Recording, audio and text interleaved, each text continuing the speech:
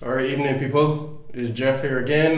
Today we're going to touch on the second part of a topic I addressed earlier last week when I had a subscriber ask about cellulite, stretch marks, and makeup. It led into a discussion on what are some of the best methods to take care of your skin from the inside out without products naturally. And I'm also going to talk about some products as well and what I do to manage my own skin health. Is what I've employed since I was when I really started to pay attention to my skin health and stuff. I would say about maybe 18, 17, 18. But I was always involved in a healthy lifestyle for a while. So I guess that's a point to note still. All right, so skincare tips. So the first thing I always want to address, your diet has a lot to do with your overall health, and skin health is a direct benefit of engaging in a healthy lifestyle. Um, so the first thing I'm going to talk about is fruits and vegetables. You want to take in at least two fruits per day and a variety of dark leafy green vegetables as well.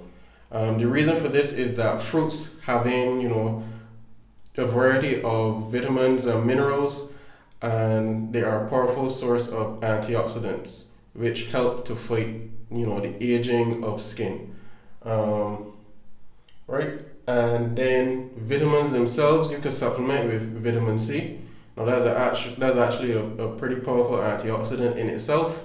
Um, it helps support the immune system, but the anti-aging properties that come from vitamin C being such a strong antioxidant also have beneficial results.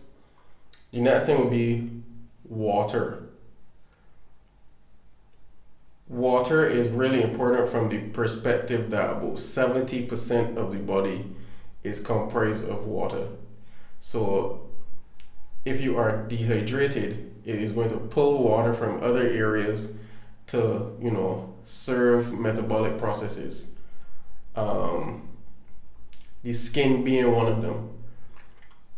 And seeing that the skin is the largest organ in the body, because clearly it covers the entire body, then sufficient water intake is very important to maintaining skin health.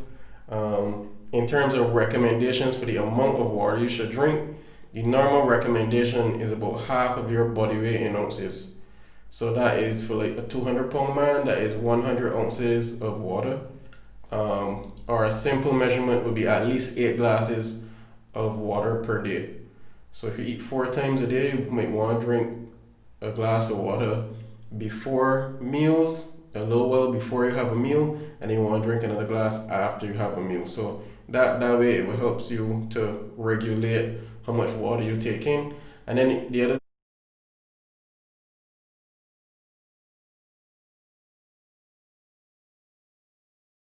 thing that affects that would be climate as well. So obviously like I live in Barbados, and the majority of you who will be watching this lives in Barbados as well. That is a Caribbean island. So our temperature levels down here and our sun exposure is supposed to be a lot higher than other areas. So that would lead for higher need for water intake. And then another factor to take into consideration is your job as well. So if you're a construction worker and you spend a lot of time in the sun or a lot of time doing a lot of physical activity, then you are going to need much higher levels of water intake than the average person who may be working a sedentary job, working in AC, for instance. Right? Another one that I found was really beneficial to skin health, and I noticed it before I went and researched it, is a supplement called creatine monohydrate. Um, I've always found that when I used to supplement with that particular product, it's a very simple product, has no taste, just a white powder, and you can like add it to shakes. It's supposed to help with muscle building and strength. That's the main benefit of it. It also has some benefits towards fat loss and performance as well. Um, But I also noticed whenever I took creatine, my skin used to look healthier. It would like have a more of a glow. Like I'm taking creatine now, and it will have more of a glow to it. Um, so then, being curious, I went and I googled it. Creatine is actually in a lot of skincare products. I actually wasn't that surprised when I saw it, so it just confirmed what I had noticed. So yeah, creatine might be something you might want to check out. The thing with that though is for females. If you find that your body is one which retains a lot of water weight, you might want to be a little careful with creatine because one of the effects of creatine is water retention. So I know depending on a woman's cycle, that can become an issue. So that's just something to keep note. The weight gain associated with creatine is your body holding on to more reserves of water. That's the other thing you need to note as well, which to me is a benefit. If you're taking creatine, you will need to drink more water because it's going to encourage your body to retain more water. Um, so yeah, there's that. Then we going about breathability. So the reason this whole conversation came up was because of what we had talked about more specifically in the makeup part of the last video that I did. One of the things I wanted to touch on was the breathability of certain products on your skin and also certain materials too. Like I said, the skin is the largest organ on the body. So if it is not allowed to breathe properly, you can end up in problems. So for instance, if it is that you have makeup on for the majority of your day, for the majority of days out of the week, then the skin on your face actually isn't getting a lot of time to breathe. And like when we wear makeup to work and different events, so sometimes it might be a little difficult to control that. But it's just a point to note. So one of the things, like if I broke it down in terms of time, if it was that you, let's say, I don't know how long it takes to apply makeup, but if it takes, let's say, half hour, so you leave home at 8 o'clock, you have to apply your makeup by 7:30, so you can leave home for 8, and then you have on your makeup from 7:30 in the morning to 5 o'clock in the evening when you get back home. That is about 9.5 hours every day that the skin on your face isn't being allowed to, breathe properly because oxygen and, sorry, not oxygen, but breathing does occur, or what is the word? It's not osmosis. I can't remember the name of the word right now. But your skin does need to breathe. And that will equate to about 48 hours per week. So that's just something to know. That's how long you're going per week with the skin on your face not being able to breathe. And the same thing goes with certain materials. Like something I used to know was it was a artificial material, not cotton, but a different material work shirt I used to wear, and I would find that I would end up getting heat rashes. So what it was is that the material was not the material was not going well with my skin for the length of time that I had to wear it. So, that's another point to know as well. The other thing would be exercise. Now, exercise helps for a number of reasons. The most important one regarding skin health would be sweating. It will help get some of the toxins, out of your body through sweat. And just not even through sweat, but overall the process of elimination would be improved from being involved in exercise, and your body will be able to function better, utilize nutrients better, and an indirect benefit would be to your skin because of that. The next one would be direct contact. So you might want to pay attention to the surfaces your skin might come into direct contact with. So for instance, your phone. If you're somebody that's on the phone a lot, you might notice that you might get bumps or a rash on a certain side of your face. And if you pay attention, sometimes it can be you having your phone, which might not be clean, because if you spend a lot of time messaging on your phone and then you spend a lot of time on your phone talking, then you can transfer germs to your face through that method. The bed, I know this might not be one that people might consider, but your pillowcase, if it is that you find, again, you notice on one side of your face you might be getting bumps or a rash, then sometimes your pillowcase might need changing a little more often. Another thing that I noticed for myself is sometimes I would sleep with my hands to the side of my face if I lay down or when I'm sleeping at night.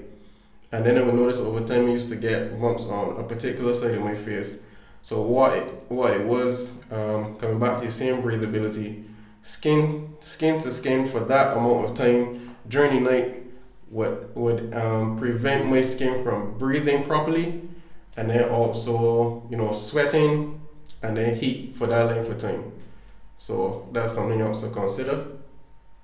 And then creams, like the skin on my face is way more sensitive than the skin on the rest of my body, so I actually don't apply anything to my face at all that I could apply to my body, and I noticed that that's something that definitely affects my skin health. So you really gotta pay attention to a lot of little things. Actually pay attention to your body and a lot of the little things that might be contributing to a particular problem.